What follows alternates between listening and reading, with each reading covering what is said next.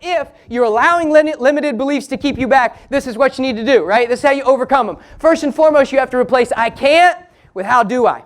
How many of you guys have ever seen Apollo 13? The movie, right, with Tom Hanks?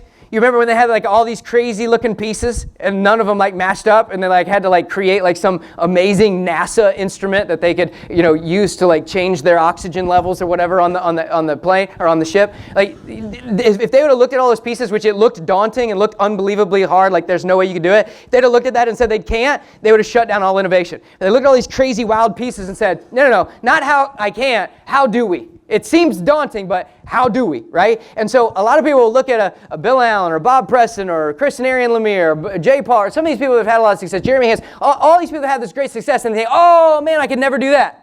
No. Don't say I can never do that. Say, how do I do that? Right? When you say I can never, you shut down innovation. What are the things you got to change about where you are now? What kind of adjustments do you have to make in your time, in your schedule, in your habits to be able to get there? Because as soon as you say you can't, you shut down innovation. And the other one, which is so important and critical, I'm sure you've heard it before, but unfortunately we don't very often take action on it, is you've got to make sure you're surrounding yourself with empowering people. There's an awesome book, if you haven't read it, I would highly recommend it. It's by Dr. Henry Cloud. It's called The Power of Other. But one of the most powerful parts of that book is the subtitle, which I think is just the best way to word it. It says the startling impact that other people have on you.